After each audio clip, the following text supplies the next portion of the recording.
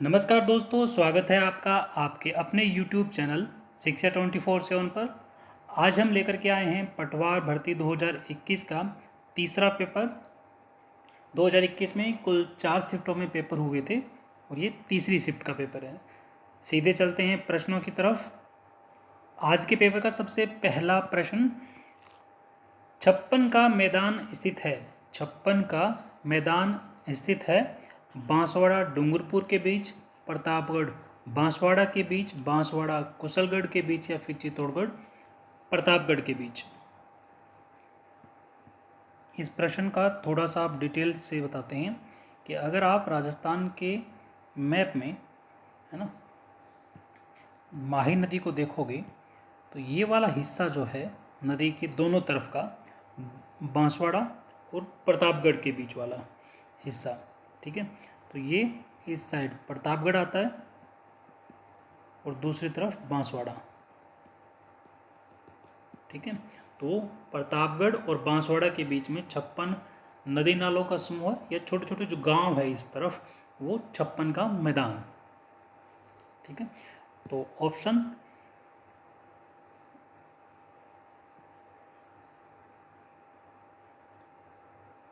B, Pratapgarh Banswara के बीच। अगला प्रश्न है कि सहरिया जनजाति राजस्थान के किस जिले में निवास करती है। सहरिया जनजाति राजस्थान के किस जिले में निवास करती है। बारां, झालावाड़, बूंदी या फिर कोटा।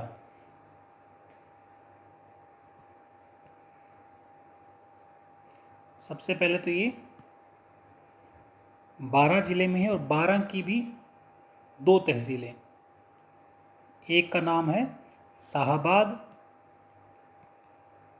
और दूसरी का है किशनगंज, ठीक है। बूंदी की 2 तहसीलें।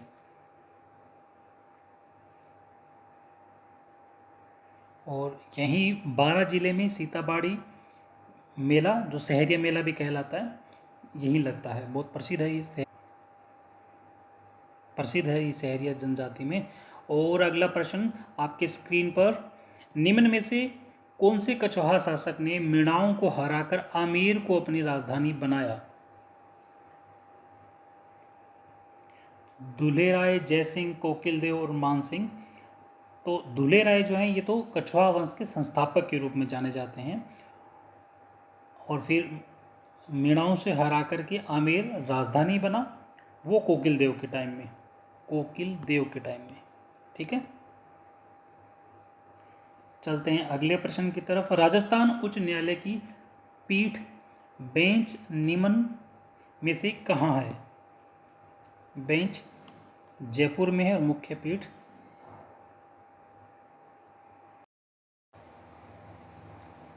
तो इस प्रश्न में हमें पुस्तकों को लेख के साथ मिलान करना है। तो सबसे पहले हमीरायण जो है ये लिखा भांडव व्यास ने। फिर वीर रामायण जो आता है ये बादर ने लिखा है। फिर आता है रघुनाथ रूपक। तो रघुनाथ रूपक जो है ये लिखा था मंछाराम सेवक ने, ठीक है। तो 3, 1 और 2, 3, 1 और 2, ऑप्शन सी। चलते हैं अगले प्रश्न की तरफ। 1857 में नसीराबाद में विद्रोह करने वाली बटालियन थी। कौन सी बटालियन थी। बॉम्बे लांसर्स, 30वीं बंगाल नेटिव इन्फेंट्री या मेरवाड़ा बटालियन, या 15वीं बंगाल नेटिव इन्फेंट्री।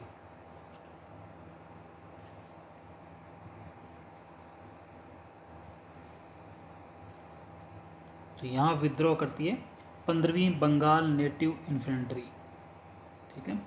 और 28 मई, लिख लेना, 28 मई,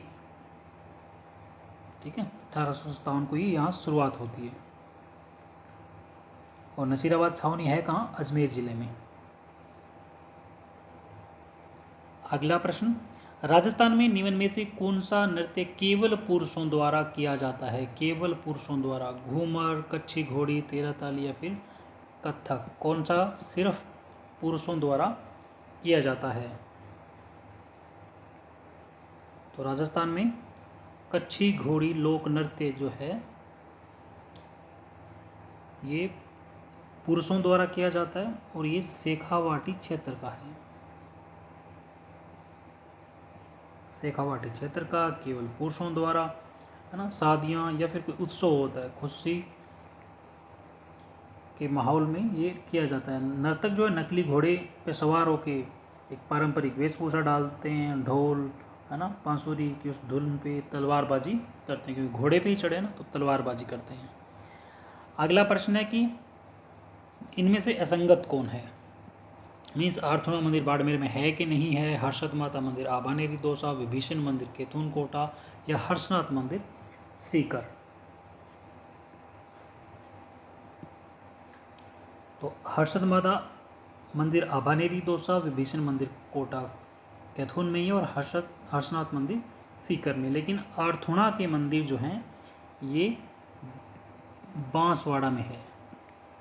ठीक है, बांसवाड़ा।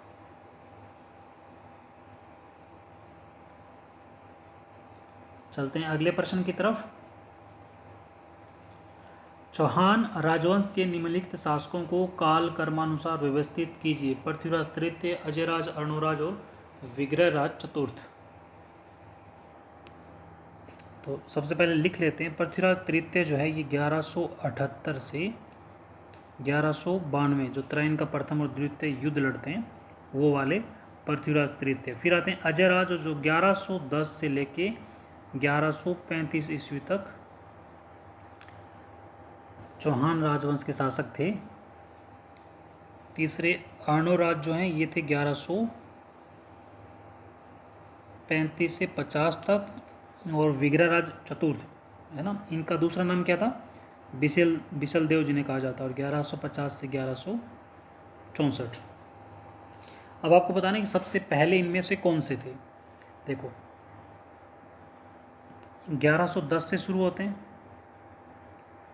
ठीक है, फिर 1135 तक इनका ख़त्म, फिर इनका शुरू 3 नंबर, 50 पे ख़त्म, 50 पे इनका शुरू 4, और इनका 64 तक था, बीच में कोई और भी रहा, फिर 78 से 92 पृथ्वीराज तृतीय। ठीक है, तो ऑप्शन सी ये सूची है। राष्ट्रीय उद्यान इनके साथ मिलान करना है जिलों का। तो कुंभलगढ़ वन्यजीव अभयारण्य कहाँ है? केवलादेव राष्ट्रीय उद्यान, मरु राष्ट्रीय उद्यान और टाइगर रिजर्व।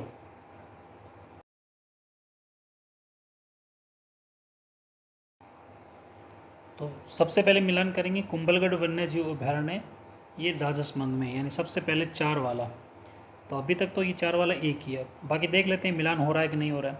केवलादेव राष्ट्रीय उद्यान भरतपुर में है, ये भी सही है। इसके बाद मरु राष्ट्रीय उद्यान जैसलमेर 2, ये भी ठीक है, और टाइगर रिजर्व सरिस्का। यानी जब बिल्कुल आपको कॉन्फिडेंस है कि पहले में बिल्कुल सही हो रहा है, तब ऐसे वाक्य आप मिलान कर लोगे।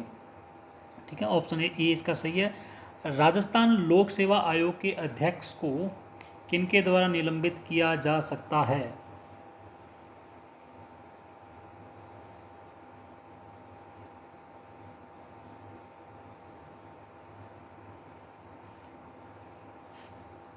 तो इनमें से मुख्यमंत्री, मुख्य न्यायाधीश, नहीं, सिर्फ राज्यपाल के पास में है।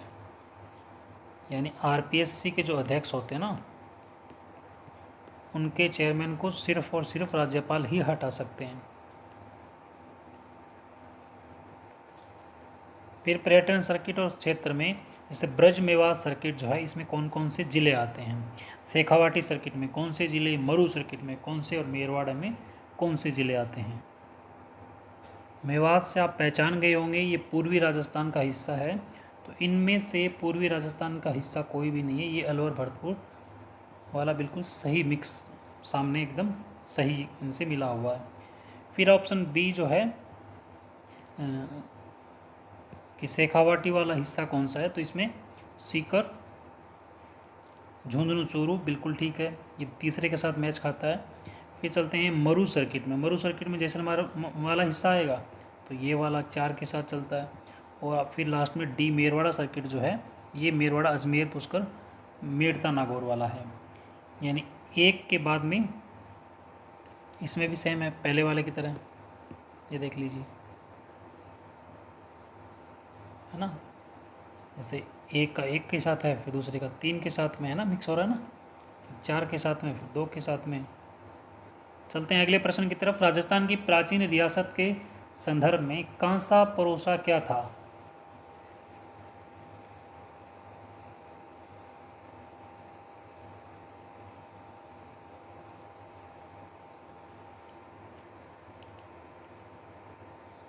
अब इनमें से कौन सा सही होगा? एक किस्म सिंचाई तो नहीं है, भूमि का प्रकार नहीं है, ये एक तरीके का कर है।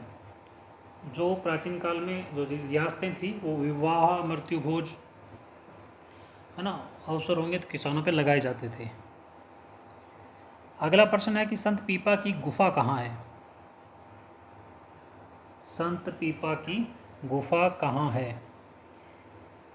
पीपाड़, टोडा, धनेरा, गागरोन।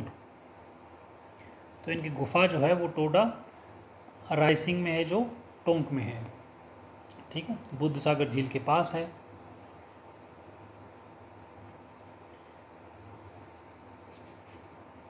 अगला प्रश्न है भारतीय संविधान का निम्नलिखित में से कौन सा अनुच्छेद राज्यपाल की कार्यपालक शक्तियों से संबंधित है?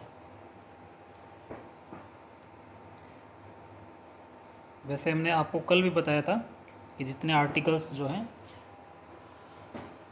हमारे गवर्नर से रिलेटेड होते हैं वो आपको बताया था। आज आपको दोबारा बता देते हैं कि 153 से तो ये शुरू होते हैं, है ना। इसमें कहा जाता है कि हर एक राज्य के लिए एक राज्यपाल होगा, ये कहा जाता है। फिर 154 में उनकी कार्यपालिक शक्तियाँ जो हैं उनके बारे में कहा गया है, लिखा गया है। 155 जो है, 155 में लिखा गया कि उनकी नियुक्ति कौन करता है।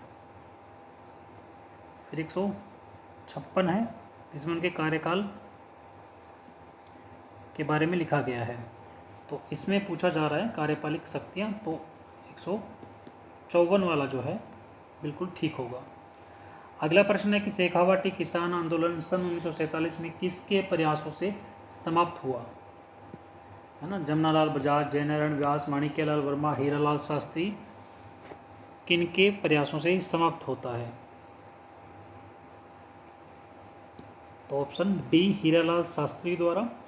इनके नेतृत्व में एक लोकप्रिय सरकार का गठन होता है और ये आंदोलन फिर खत्म हो जाता है। अगला प्रश्न है कि सवाई राम सिंह द्वितीय द्वारा किस वर्ष राजस्थान कला विद्यालय की स्थापना की गई? राजस्थान स्कूल ऑफ आर्ट्स, है ना, 1857 में।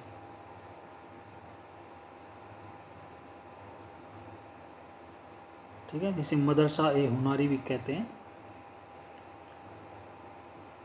अगला प्रश्न है, ये महल मंदिर इनको जिलों के साथ सम्मिलित करना है। गजनेर महल, किराड़ू मंदिर, जग मंदिर। सबसे पहले जो गजनेर महल है ये गजनेर झील के किनारे बीकानेर में है। फिर आता है किराड़ू मंदिर जो बाड़मेर में है, और इसके बाद आता है जग मंदिर जो उदयपुर में है ना, पिछोला झील के किनारे बना हुआ लेक गार्डन पैलेस जो है 17वीं शताब्दी में मेवाड़ के महाराणाओं द्वारा इसे बनवाया गया, है ना। इसमें बाग बगीचे बहुत हैं जग मंदिर के आसपास। तो गजनेर, बीकानेर, तीन इसमें भी है, इसमें भी है, यानी ऑप्शन बी और सी में। किराड़ू मंदिर कहाँ है? बाड़मेर में। फिर एक वाला यानी ये वाला ठीक है।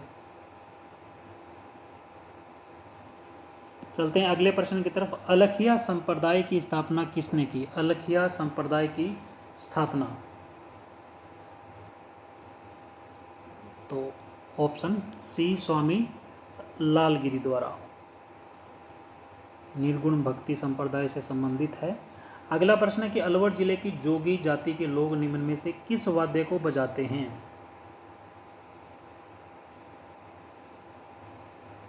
तो ऑप्शन बी भपंग, है ना। एक तार वाला वाद्य यंत्र है और इसका एक और नाम भी है बातूनी ढोल।